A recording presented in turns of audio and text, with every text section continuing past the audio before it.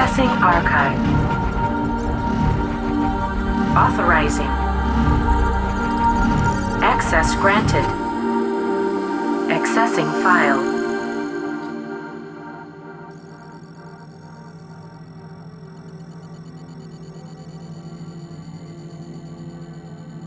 Yeah, dude. I mean, it's been an interesting time for musicians and bands and artists of all sorts during this quarantine, but you guys seem to be making some good moves even despite it all. You had a really nice live stream not too long ago. Yeah. We did it on the Time Wheel page. How was it?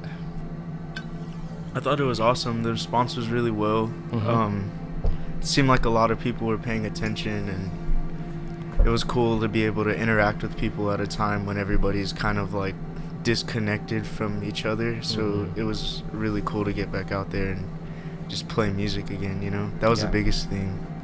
Totally. No, it was killer, dude. Y'all slay. Thank you. Yeah, absolutely. How did you meet all the guys from War Stories? That's actually kind of crazy because, like, me, Christian, and Marcos actually were in a lot of the same areas and spaces when we were younger without even realizing it. But I grew up watching Christian play in bands back when we were younger, like early middle school, early high school.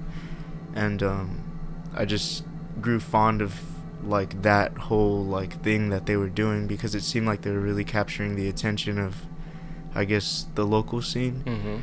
So I was like, I need to get in with them, and jamming with other people somehow kind of like allowed my being to manifest that in my life. Yeah. So once I started hanging out with Christian, it was kind of just all like uphill from there. Like James came through same way. Like I saw him once, I think, perform at this place, and it was just like, damn, like I need to make music with him. So then we chilled for a little bit after that, and then Marcos came through, and the rest was history. Nice. It's cool. That's cool. No, they're also proficient with their instruments, you know? Like, Marcos is incredible on the drums, Christian incredible bass, and I love his energy live. Yeah, he just freaking brings it, dude. He's like the core when it comes to the live performance, for sure. We definitely feed off that, man. It's awesome. Yeah, he's slapping, dude. Speaking on manifestation a little, like, how do you know, because, you know, people that are creative, I feel like we understand manifestation in a little bit of a different way. I mean, I personally started learning about it because of the documentary The Secret. Have you seen that? No, I need to check that out though. It's cool, you know. It's got mixed responses. Some people think it's kind of woo-woo. Other people find a lot of, you know, benefit from it. I was introduced to The Secret by my brother, Robert. He's the CEO of Sheath and founder. And more or less, it's called the law of attraction. That's what The Secret is. And it's by thinking of things, you draw them into your life. So if you're thinking of bad things, thinking of negative things, you're kind of attracting those to you. If you're thinking of positive things, for instance, I want to make a band with these guys, you're drawing that, you know, to you and into your life. It sounds like you might be doing that without even maybe noticing or knowing what's going on. I guess it was kind of something that just happened. It's kind of like all the experiences, I guess, that I've gone through in this existence. It's kind of just things that I don't realize that are happening at the moment, and then when I'm able to like kind of sit back and reflect, I'm like, oh, I set that in motion myself without even realizing it. So it was kind of like gradually as I got older, I started seeing like you said, like I'm attracting what I'm, I guess, putting, like the energy I'm putting out into the world, like it's coming back to me. So that was the big one. Once I realized that I had, I guess, possessed the power to do that, it was just like almost constant. Something that I always like try to think, like as far as positive thoughts go and stuff. Totally. Yeah, you got to program your mind, you know, because if it defaults, you know, I feel like the mind of a lot of people in today's society defaults to the negative. You really have to do some work to start changing that to default to positivity, you know, and looking on the bright side and what's the term? Giving the benefit of the doubt to the world and to yourself and to people around you. I found that really can help transmute negative into positive when you're just able to kind of like you know, give yourself some pep talk or whatever. If you're going through something, just like, hey, chin up, man. Stick to positivity, and you'll attract more of that. And Yeah, exactly. so, That was a real big one for me. Like throughout the early years of, I guess, horror stories, like I had found myself in this cycle of kind of just like dejection and despair, and I was wondering why things weren't getting better, but it was kind of like my whole outlook on the world just kind of revolved in this little circle of the same like thoughts and emotions, and that was kind of like all I was existing in. So once I was able to see like not the other side of the spectrum, but like I had taken LSD with one of my friends, and it kind of just it was weird because like the first like I guess quarter of the trip I was kind of just like it was bad. There's almost. anxiety. Yeah, but it was like I was thinking of almost everything bad about myself, and I was kind of like it was all the hopeless and like despair that I had felt just amped times 100. Yeah. And I couldn't help but cry, and like I didn't know why, like I just felt like, oh my god, like this is terrible. Right. And then as it went on, it was like, okay, this is what you've been feeling, but the only reason you're feeling that is because you're allowing yourself to stay in that. Take that in, process it for what it is, and change it for what you want that'll help benefit you and the people around you. Is like what that snowballed into. Yeah. And after that day, it was just like complete like liberation and bliss. Like I was just, it gave me like I guess the strength to pull myself out of the hole that I had dug myself in. So it was just like, yeah, perspective. Like, yeah, I know exactly what you mean. I've taken LSD a handful of times, and it always does start with anxiety, anxiousness. It really gives you this critical self look. You get to look at yourself, in a critical way at first. Eventually, and it's honestly, it's good to release, because you had said, you cried or something. I find it good to just go with those emotions instead of fight them. Instead of trying to like, I'm not gonna cry, I'm not gonna feel this, I'm gonna shove it down further when something is trying to be shown to you. That's kind of a disservice to your own growth. So it's kind of like feeling that anxiety, feeling that kind of like self-pity a little sometimes, and then once you go through it, you always hear that saying, the way out is through. Then this kind of more spiritual angle opens up of possibility. It's like, okay, well, this is where you're at. You have to accept that, accept yourself, accept no one's perfect. And then LSD can kind of show you a more spiritual angle from which to be perceiving, which is like, hey, this is a gift, like being alive is a precious gift. It is so rare. Like if you were to think about the cosmos, how large and expansive and cold and dark that it is, and we have this nice little beach, that is the earth. It's like we have other people here, we have music here, we have experiences here to be had. I find like so much gratefulness that comes from my entheogenic exploration. It's like 90% the same experience as any other psychedelic, whether it be mushrooms or DMT. You know what I mean? Yeah. What are your experiences with psychedelic, and how has that kind of like been brought into your creative path?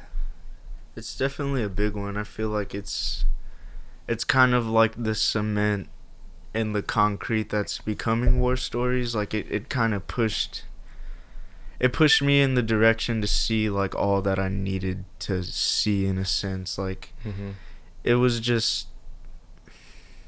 like I don't really know, like when I had always had an interest in that because I'm half Native American, half Mexican, and when I go visit like my Native American side on the reservation, like they're real like spiritually in tune out there.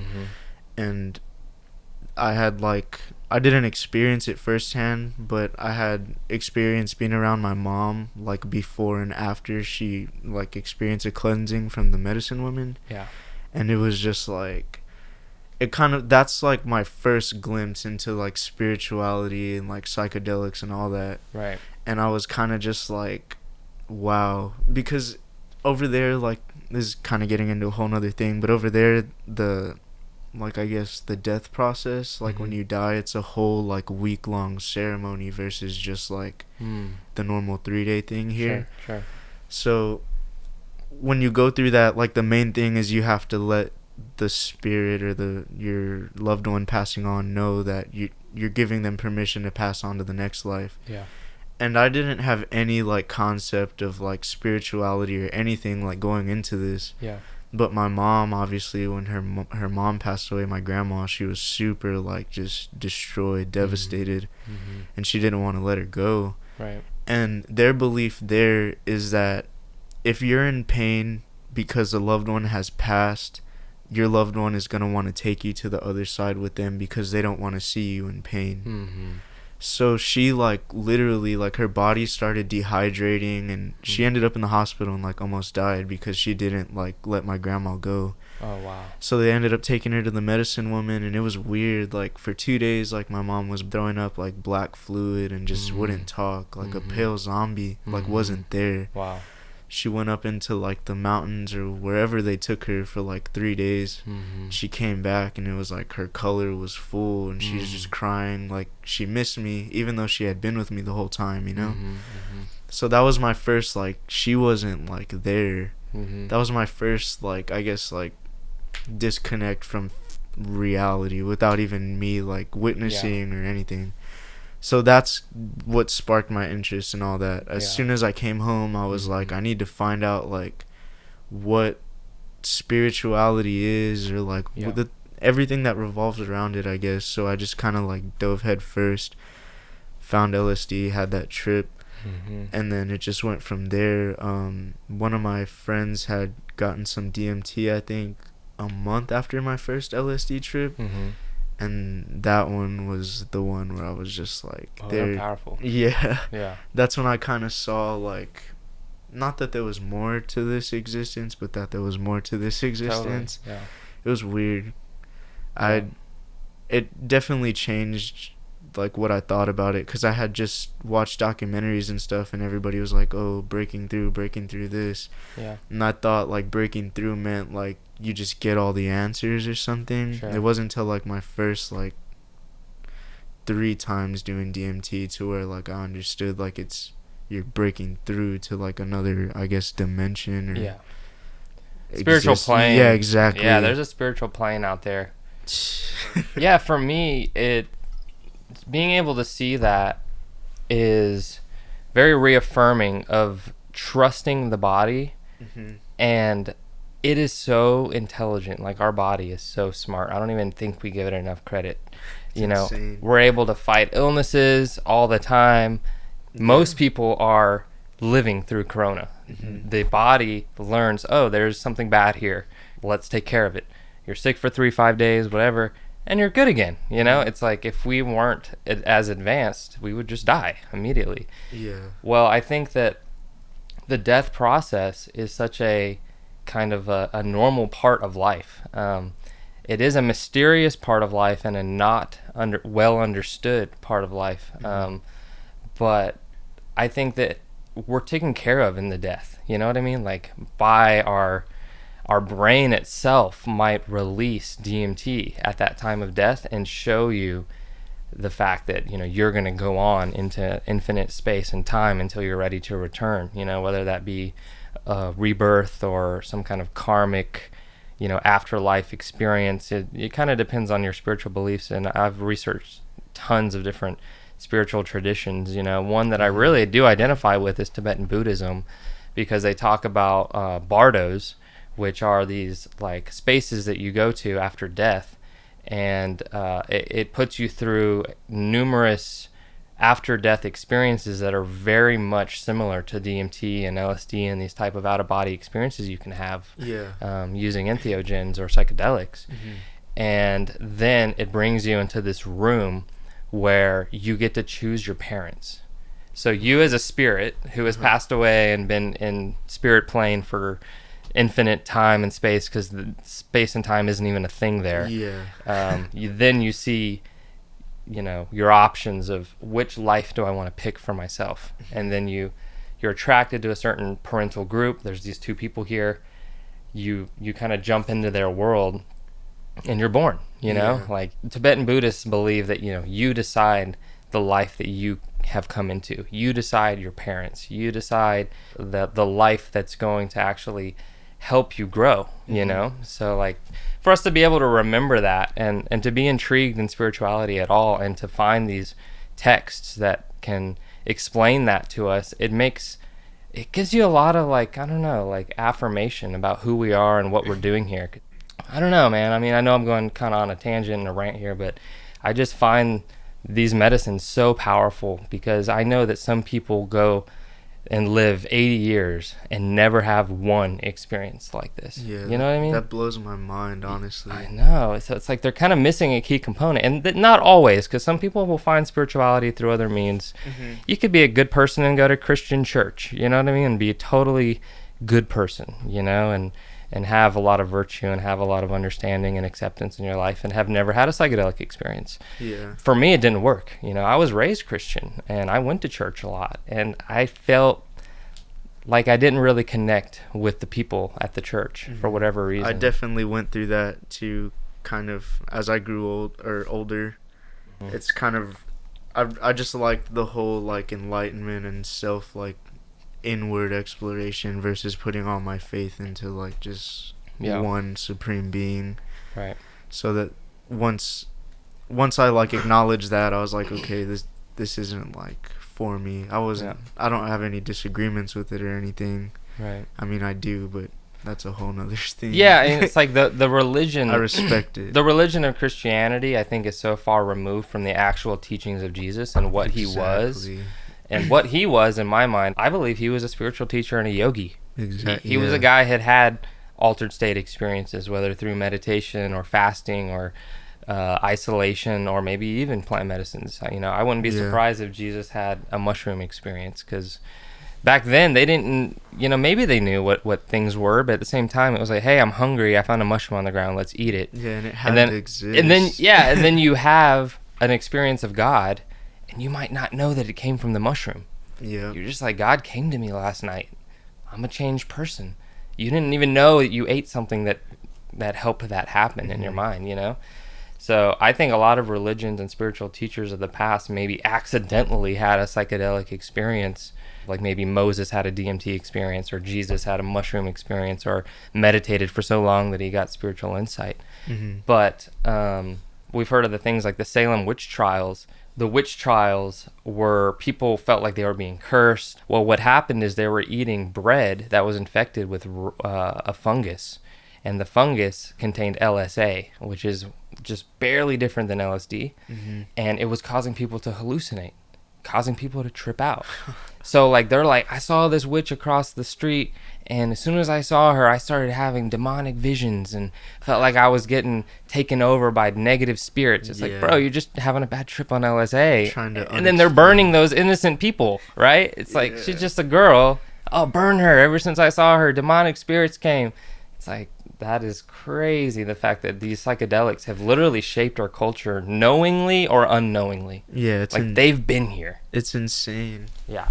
That was one of the big things with like my Native American family too, because their whole like, I guess, belief is super spiritual, and I mean they do partake in like ayahuasca and peyote and things like that, you know. So it's interesting. Their whole like belief revolves around the mother, which is Earth, because they feel like that's the only like true factor that can stop you from living your life. Because I mean you can't really do anything if there's like a tornado or some crazy ass weather, you know. Right. So their thing is you got to give respect back to the mother because she gives us life. Yeah. And that like really resonated with me, so I kind of just took that and ran with it. And it's just such an interesting thing once you think about spirituality and how like all the religions in the world kind of like take pieces and parts from the same concepts and beliefs. Yeah. It's insane. The primary mystical experience. And yeah, that is the experience of the ineffable, the awesome, you know, just like the things you can't really put into words, but you know because you had the experience.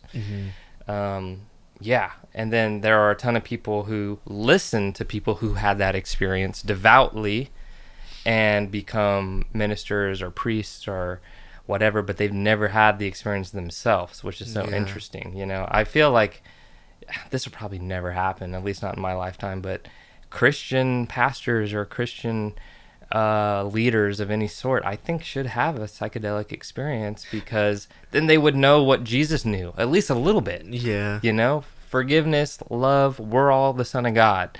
Like, don't just take some book's word for it. You can literally have the experience. You can know it firsthand. We are all the same thing, and we're all interconnected in this field of energy that is reality. But it's like fish don't know they're in water. You know what I mean? It's like, that's just their life. We're in water too, you know, and we don't know the interconnectedness of all the ecosystems and all the social systems and everything at play that keep this ball rolling. And, you know, once you become aware of it, I feel like you understand life a little more, and you're able to do the things you're here to do instead of wish you could do them. Yeah. You know, because we all start there. Like, I at one point wished I could have a record label. I at one point wished I could sing.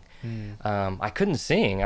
Singing is not something, for me at least, it wasn't something I was born with. I really had to try and learn how to vocalize, because back in the day when I would listen to music, I couldn't tell what was what. I couldn't tell a bass from a guitar.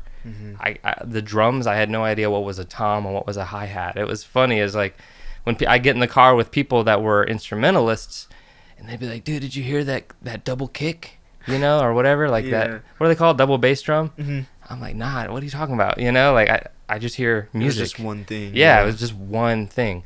So it's like, as you become a musician, start playing with bands, start using your voice to sing, you start to learn the technicals and the flow state that is required in order to do these things. Because we all know, you know, when we first start out, you don't have good timing, and everyone's kind of like on their own thing. It's like, bro, you're not with us at all. Like, where's your tempo? And then eventually you learn, like, oh, like, then you can just spot your guy like tapping his foot or something, or look over at Marcos and he's got the hi-hat clinking away, you know, and it's like, oh, okay, I'm back, you know. You realize like it's all connected. Yeah. It's like that, how you were saying, like, it's weird, like everybody individually is coming together to create like this one energy and sound, you know. So it's weird, because I feel like the thing with that is, like, when you first get together with people who like haven't played music, or you haven't played music yourself, it's kind of like you're all like fighting each other without even realizing it. And then one person is just like, all right, fuck it, I'm gonna do what you do, and then it just goes like butter from there. Dude, totally. Yeah, I remember the first few times jamming with Something Fiction where, you know, I would play keys, and at very early in our career, I played guitar terribly. I could not do chords. I could only do one or two strings at a time, you know, and it hurt like a motherfucker. I feel that. So eventually I quit guitar because it just didn't feel natural to me, the way that keys and drums and vocals feel more natural to me. But I did want to ask, because you are a vocalist, very talented vocalist. Thank you. Yeah, I got a lot of respect for your voice there. And how did that come about? How did you start singing, you know? Like, what was that process like for you? I'm kind of kicking myself saying this, but I guess it was more heavily influenced from my dad, because I grew up, I mean, watching him play guitar and sing with his band. Like, from ages 4 to 7, we lived in a house with his bandmates. Oh, cool. So it was kind of just like always something that had interested me. But my thing when I was little was drums. Like, I wanted to play drums, because I mean, who doesn't want to hit stuff when they're little, you know? They're fun. Yeah. But as I got older, my dad started putting me on to like guitarists and stuff like that, and I realized, like, damn, this is crazy expressive. So it went from there. Like, I just would sing along to stuff that I would hear on the radio, and then I was just like, well, I could actually hold this pitch. Like, let me try like saying what I want to say. And it went from there. It wasn't really like I can sing, because I still don't feel like I can sing. I just I'm able to project what I feel. Yeah. So that's more of what it is to me. Right. It's funny though, because I feel like a lot of the biggest musicians on earth, at least the ones that I respected growing up and still continue to respect, seem self-taught. Yeah. Well, when you go into these like teaching environments, it's funny because they're like all like, at least my teacher was kind of an operatic type singer, and kind of elitist. So he'd be like, he'd kind of be like, why do you want to sound like this guy? You know, like, I'd show him, like, you know, music, like, I'd love to sing songs like this or in this register or whatever, and he'd be like, he's not a very good singer. And I'd be like, bro, like, he's literally selling out stadiums. He's killing it. Yeah. You know what I'm saying? Like, he is a good singer, you know? And anyway, because, like, these opera people are like, no, he can't go, oh, you know? It gets more into, like, opinions and stuff. I feel that. Yeah, singing is awesome, man. Hell yeah. It's super cool. It's just, like, such a timeless art form. Yeah, people have been singing for as long as people have been talking, you know? It's like, can you imagine the first person who ever sang? Yeah. You know, just like kind of some caveman type person, and, you know, you imagine caveman be like, ooh, ooh, ah, ah, you know, like kind of more primal and guttural, like vocalizing. And then, like, I wonder if it was a guy or a girl, like, who first was like... It's crazy, like, when I go to the reservation and participate in, like, powwows and stuff, it's like you kind of see a glimpse into that world, because they have, like, the drum corps, which is always in the center on the side, where the elder men are playing the drums, and you have, like, one or two just singing, but their style of singing is just so, like, it's like that, like, just... like tonal yelling, like it's insane, but it's so, like, something about it, like, when you hear it, it just makes you feel like you feel the emotion behind it. It's insane. It's really interesting. I know what you mean. Yeah, because we've done drum circles here at my house before, and it's funny because, like, we'll get so into a groove that someone, you know, sometimes it's me, sometimes it's someone else in the drum circle, will be just feeling the vibe so much that you just start vocalizing. Yeah, you just boom, boom, boom, boom, boom. And it's like, hey, oh, you know? Exactly. It's crazy, dude. It's so interesting, like the power behind the voice. You don't even have to say anything, but what's awesome is it adds so much, because then for everyone else that wasn't vocalizing but in the drum, they get, like, this seed of inspiration, like, yes, you know, like, ooh, I want to drum harder, faster, like, let's ramp this shit up. I freaking love drum circles because there's no, like, one tempo. It's constantly fluctuating. It's like you might start slow, get really fast at to the point that you literally can't drum anymore because your arms and your hands are just fried. Like, and then you slow it back down, you take some breaths, and then just, like, ramp it back up, and, you know, and it's very much a exercise in longevity, because drumming is hard, dude. It's kind of almost like a psychedelic experience if you think about it, just the constant up and down, and then the like intensity, and then it just kind of dissolves. Right. It's crazy. That's what interested me so much about music, was, like, the frequency and, like, I guess what you feel based off that vibration. Like, it's insane. That's why I like doing a lot of that weird, like, interlude shit between our songs. To me, that's my favorite part of the album, because it's like I'm not saying anything there, but this shit is making me feel crazy. Right. So it's interesting.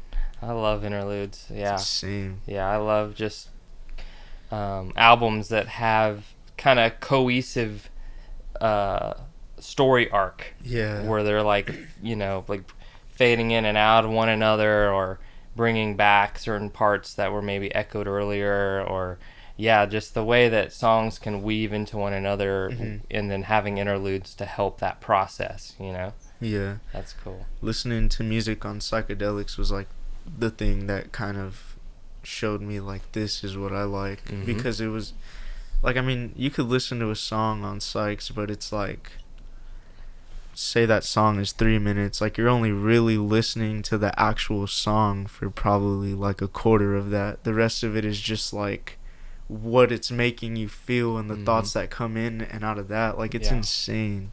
I know what you mean. Yeah, I can vividly remember this really trippy experience of listening to my own music, feeling, you know, on LSD in the park, with a little bit of weed too, and having this crazy sensation that I had made all of that music for this moment. It's like the things I'm hearing now are happening.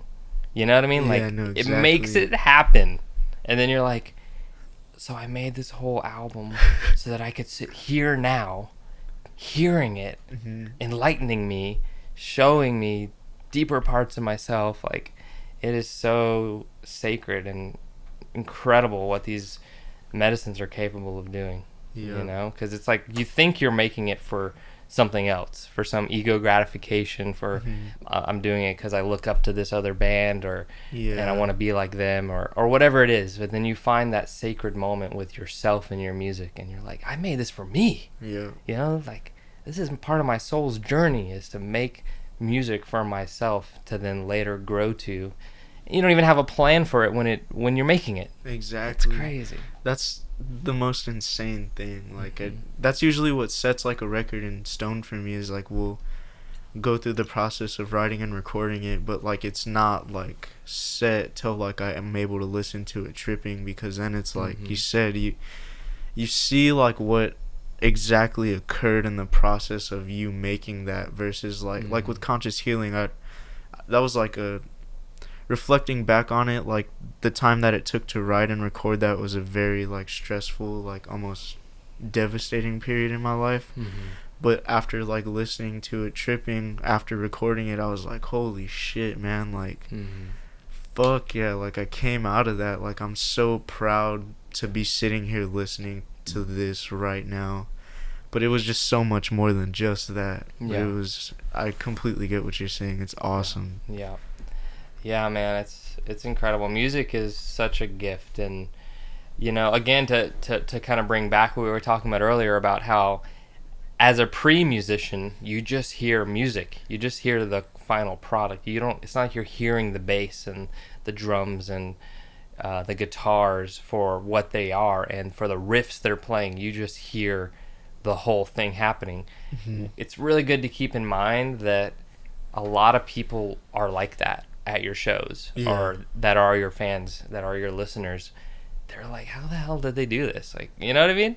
Because I feel like once we become musicians and we know how to identify, you know, each instrument or each, you know, EQ or the mix or the master or whatever it is, it kind of takes you out of the art. Yeah, you become like super critical almost. Way too critical of your own work, but also the work of others. So it's like a double-edged sword, is like learning to be a musician. We're definitely going through that right now. Like even now, have this promo that's not out yet, and like the more we listen to it, it's like the more like disagreements we have with it. But like when we first recorded it, we were like, dude, this is it. Like this is the shit.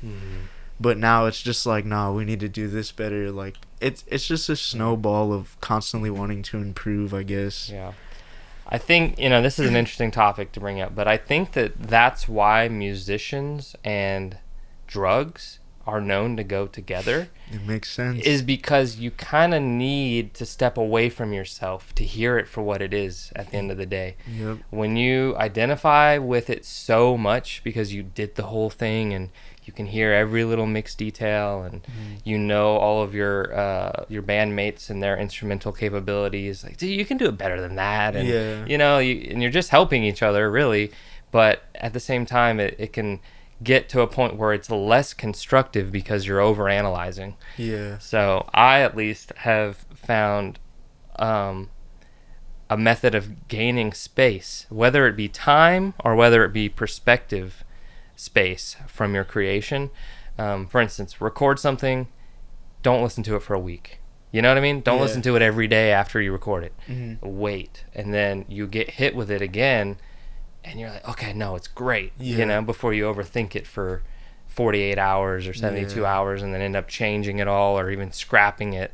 It's weird how that works. It's like, and then the other thing, if it's not time, it's perspective. So it's like listening to it in an altered state. You know, meditate, do some yoga, do some breath work, take a psychedelic, smoke some weed.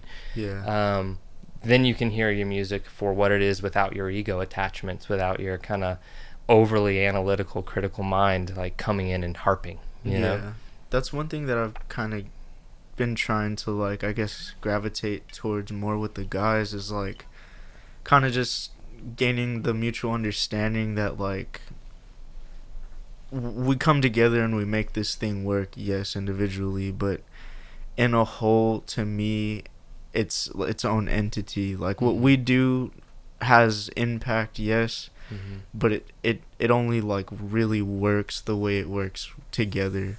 And it's insane, because like that's what makes me see that like we'll individually have our fuck ups, but then I watch the performance and I'm just like, as a whole, like this is great. Totally. It's really interesting. Those camera angles help too. Yeah, for sure. Because then it's like, oh, they weren't even looking at me while that part I was thinking about, you know? Exactly, because the whole time you're up there, you're like, this camera's on me the whole time. Right. But it's not even like that. Yeah. No, I think that's a great part of camera work, and I love camera work. I'm a somewhat of a cameraman myself. Camera work makes a story so much more powerful. It's like, you know, you ever watch sports? So much camera work, you know? Good concerts, ton of camera work. When the solo comes on, they show the guitarist soloing. You know, when the drum solo comes up, switch over to the drummer, or, you know, if there's a vocal line, they look at the vocalist. I will say they give the vocalist a shitload of attention. Yeah. A shitload. So it's a lot of pressure, to be honest. To be that front man is among the most pressure on the stage. So there's a lot of pressure there. But anyway, camera work, it really kind of helps divvy it up so that everyone kind of gets equal shine. And that Adrian, it was funny seeing him, because we had met like 6 years ago. Really? At Guitar Center, at the very beginning of both of our, I'm sure, journeys. Because I actually used to go to Guitar Center for lessons on how to use DAWs, you know. Oh shit. So that's interesting. Digital audio workstation is, Yeah. for the listeners that don't know what a DAW is, or a DAW. I would go to Guitar Center to learn Ableton, to learn Pro Tools. They actually had free lessons. What? Saturday mornings at, I think it was 9 or 10 or something. And I showed up, and he was in the class with me, the first few classes. And then we kind of didn't really, you know, like after the classes, we didn't stay in touch. And then I run into him that night, and he was like, bro, remember me? And I was like, oh shit, you know? That must be so crazy. Like, you have your label now and you're here with like a band. That's insane. How long ago was that? That was like 7 or 8, maybe almost 10 years ago now. Honestly, I'm gonna say 10. That's crazy. So me and him both have been in San Antonio doing separate production stuff for 10 years, and then we just bump into each other in the field. It's funny how that happens. Like working together. Yeah, That's working awesome. together. It's like, yo, it all, like, the tutorials worked. We're here. We have a job. That's insane. That's awesome. Definitely when shit awesome. like that happens. Absolutely. Synchronicity. Yeah, for sure.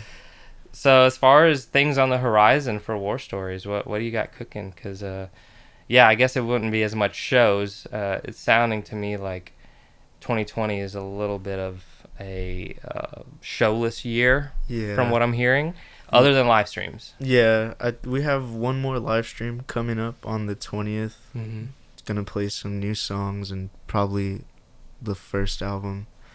Nice. But other than that, we got a music video. The promo should be out soon. Sweet. Getting ready to record this next stretch of songs. Just, other than that, just trying to keep the ball rolling, you know, keep content strong, and keep putting the message out and showing people that, I mean, it seems pretty hopeless out there, but there is hope in this hopeless world. You just got to keep pushing. Yeah, there is, you know. I think if you give in to hopelessness, that you lose the battle. You know what I mean? So let's win the battle, stay hopeful, bring positivity into the world. It actually makes a difference. Yes. You know, like even a smile, just a smile. But honestly, it could change someone's whole day. You know what I mean? Like, love, genuinely love, please. Yeah. I feel like that's one of the biggest things that needs to come out of all this shit that's happening right now, is the realization that, like you were saying earlier, like it's all interconnected and we all come from the same source. So what's the point of having this separation or these differences when we all experience the same shit in different ways? So it's just insane. Yeah, we're so much more alike than we think, you know? Like, with society and social media and all the stuff that tends to make us seem so different from one another, it's all an illusion, man, because we all want the same shit. Yeah, exactly. We just want love, we want prosperity, we want success, we want family, friends. I mean, those are the most important things, you know, like. But yeah, dude, I mean, just to sum it up, love is the answer. Most definitely. Not money. That's Yeah. the biggest thing, especially with all this shit going on. It's like, obviously money is the priority, and it sucks because a lot of people's lives were lost, and a lot of people's lives are going to continue to be lost through this, I guess, Pandemic. like, pandemic and hierarchy that is in like power or whatever. Yeah, capitalism too. Yeah, exactly. Yeah. That's what I was trying to say, capitalism. Yeah. Yeah, we live in a weird world, but honestly, psychedelics are on the rise. They're almost legal. Hell yeah. They're almost legal. That's a big thing too. Like all this crazy fucked up shit that's happening in the world, there is a lot of positives on the other side too. It's kind of just what you choose to like perceive. Yeah, what you choose to focus on is very important, and that's what I was saying earlier a little about programming your mind, you know, and what you put in affects what comes out, you know. It's just same thing as your food, you know. You put in a lot of shitty food, what's going to come out is similar with depression and anxiety. You're super anxious and depressed. Well, what have you been putting in information wise, you know? And for a lot of us, it's social media, endless amount of social media. I find that a lot of people live in social media, like it's their it's like their inner world. Yeah, I mean, social media can totally be used for good and beautiful, powerful messages. Take some time off if you feel like overly inundated with negative headspaces stemming from social media, because it can happen. It's very normal, natural. Maybe even the creators of these platforms are aware of that. Yeah. You know? It's kind of crazy, too, because, like, the way I like to think about it, it's kind of, like, hindered people's ability to think for themselves fully. Yeah. And it's crazy because if you think about that, like, if you're saying that the creators are aware of something like that, it's kind of like, it can almost be viewed as, like, a controlling tactic. Yep. Or something to lower like the collective vibration of the consciousness. It's so like complicated. Like you could complicate all of that shit so much, but I feel like the easiest thing is to just like program your mind for love, you know? 100%.